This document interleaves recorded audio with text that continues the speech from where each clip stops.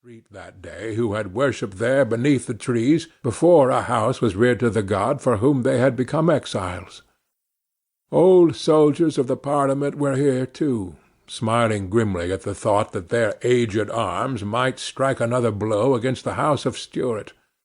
Here also were the veterans of King Philip's war, who had burned villages and slaughtered young and old with pious fierceness, while the godly souls throughout the land were helping them with prayer.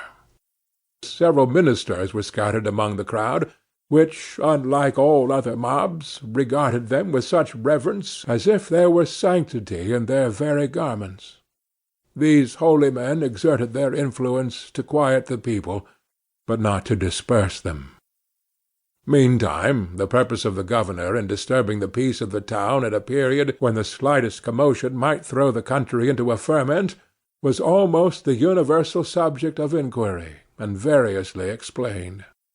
"Satan will strike his master-stroke presently," cried some, "because he knoweth that his time is short. All our godly pastors are to be dragged to prison. We shall see them at a Smithfield fire in King Street." Hereupon the people of each parish gathered close around their minister, who looked calmly upward and assumed a more apostolic dignity, as well befitted a candidate for the highest honour of his profession, a crown of martyrdom.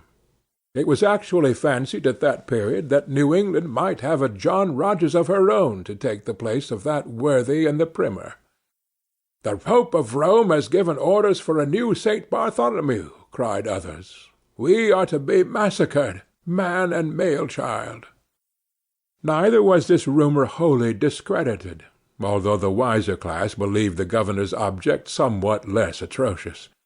His predecessor under the old charter, Bradstreet, a venerable companion of the first settlers, was known to be in town. There were grounds for conjecturing that Sir Edmund Andros intended at once to strike terror by a parade of military force, and to confound the opposite faction by possessing himself of their chief.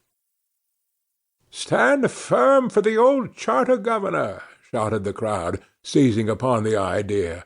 "The good old Governor Bradstreet!" While this cry was at the loudest, the people were surprised by the well-known figure of Governor Bradstreet himself, a patriarch of nearly 90, who appeared on the elevated steps of a door, and with characteristic mildness besought them to submit to the constituted authorities. "My children," concluded this venerable person, "do nothing rashly. Cry out aloud, but pray for the welfare of New England, and expect patiently what the Lord will do in this matter." The event was soon to be decided.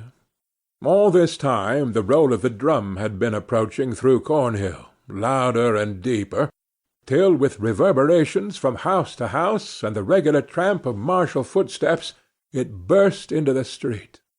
A double rank of soldiers made their appearance, occupying the whole breadth of the passage, with shouldered matchlocks and matches burning, so as to present a row of fires in the dusk.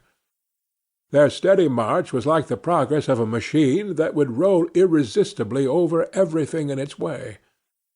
Next, moving slowly, with a confused clatter of hoofs on the pavement, rode a party of mounted gentlemen, the central figure being Sir Edmund Andros, elderly but erect and soldier-like. Those around him were his favourite counsellors and the bitterest foes of New England.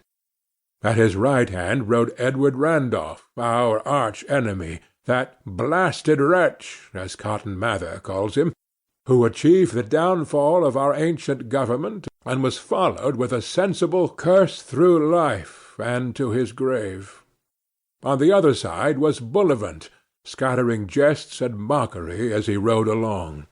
Dudley came behind with a downcast look, dreading, as well he might, to meet the indignant gaze of the people, who beheld him, their only countryman by birth, among the oppressors of his native land.